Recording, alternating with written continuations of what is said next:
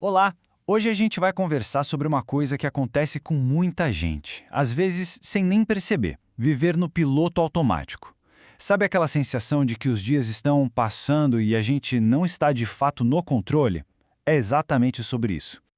E olha que interessante a reflexão que a fonte dessa nossa análise traz. Se alguém chega e pergunta se a vida está no modo automático e a resposta não vem na ponta da língua, fica aquela dúvida no ar. Bom, isso por si só já pode ser a resposta, né? É como se a própria incerteza já fosse um grande sinal. Mas, na prática, o que é isso? É basicamente fazer as coisas da rotina sem pensar. Pensa naqueles momentos clássicos. Será que eu apaguei o fogo? Ou, meu Deus, será que eu tranquei a porta quando saí? São exatamente esses momentos em que o corpo faz uma coisa, mas a mente não estava lá. Tá, mas como saber se esse modo automático tomou conta do dia a dia? Existem alguns sinais bem claros que funcionam como um alerta de que talvez a vida esteja passando sem uma participação mais ativa da nossa parte. E aqui estão alguns dos sinais mais clássicos. O caminho para o trabalho, por exemplo, que vira uma coisa tão mecânica que a gente nem lembra dos detalhes. A percepção do tempo, que fica toda esquisita, com aquela sensação de que o ano simplesmente voou. Ontem era janeiro, hoje já é dezembro. São indícios muito fortes de que a experiência de viver foi trocada pela simples execução de tarefas. E claro, no mundo de hoje, um dos grandes combustíveis para esse estado de distração é a tecnologia. Vamos dar uma olhada em como as redes sociais, em especial, acabam nos puxando para dentro desse ciclo. Horas. Sim, horas. O cenário todo mundo conhece. A gente pega o celular para dar só uma olhadinha e quando percebe, um tempo enorme se foi num fluxo de vídeos, fotos, notícias, tudo aleatório, sem nenhuma intenção de verdade. E aqui tem uma distinção muito importante. Uma coisa é ficar rolando o feed sem rumo, misturando vídeo de comédia com notícia triste e frase motivacional. Isso só drena nossa energia mental.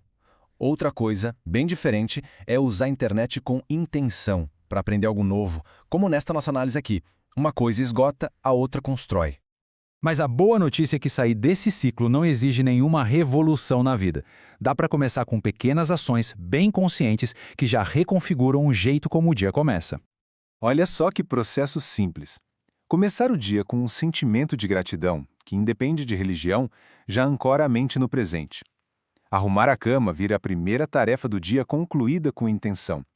Tomar café da manhã se torna um ato de autocuidado e não uma obrigação na correria. E por último, levantar no primeiro alarme. É a primeira decisão consciente do dia. E essa mentalidade, essa presença que a gente constrói de manhã, pode ser levada para o resto do dia, para as pequenas interações e rotinas. Vamos ver como. E o ponto principal aqui é que não estamos falando de grandes mudanças. São pequenos desvios na rotina que forçam o cérebro a sair do modo automático. Um simples bom dia cria uma conexão real com outra pessoa. Descer um ponto antes e caminhar um pouco nos faz reparar no ambiente. São esses pequenos gestos que nos trazem de volta para o agora. E essa mesma intenção pode transformar completamente o nosso tempo livre. Em vez de ser algo que suga nossa energia, pode se tornar uma recarga de verdade. Esse ponto é fundamental. A análise que a gente estudou questiona muito essa ideia de que rolar o feed é relaxar, porque na verdade o que acontece muitas vezes é o contrário. A mente fica sobrecarregada de estímulos aleatórios. A gente acaba confundindo distração com descasso. E aqui tem algumas alternativas bem práticas para essa rolagem sem fim. Em vez do isolamento do celular, buscar conexões reais com amigos. Em vez da tela antes de dormir que só agita, um livro. E não precisa ser o livro inteiro, nem um capítulo. Ler uma única página já alimenta a mente com algo produtivo. Ok, mas e aí? Qual é o resultado de fazer essas pequenas mudanças no dia a dia? A recompensa é grande e afeta diretamente a nossa qualidade de vida. E aqui estão os benefícios que a gente pode sentir na pele. A concentração melhora, o foco também. Vem uma sensação de estar mais acordado, mais alerta. Aqueles esquecimentos bobos de onde deixou a chave começam a diminuir. A gente para de marcar 2 compromissos na mesma hora. Tudo isso porque a pessoa está de fato presente nas próprias ações. E essa frase resume tudo perfeitamente. O objetivo final não é virar uma máquina de produtividade. É viver com mais clareza, onde cada dia tem a sua própria cara, em vez de ser só mais um borrão no calendário. E para completar, tem um efeito colateral muito poderoso. Quando alguém consegue sair desse estado, começa a reconhecer os mesmos sinais nas outras pessoas.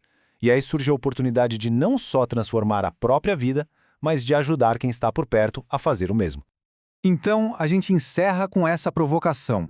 Despertar do piloto automático não é um ato só para si. Tem um potencial de contágio positivo. Fica a reflexão. Se alguém desperta, quem ao redor seria a primeira pessoa a se beneficiar dessa nova presença? Essa é a nossa análise de hoje. Valeu pela companhia.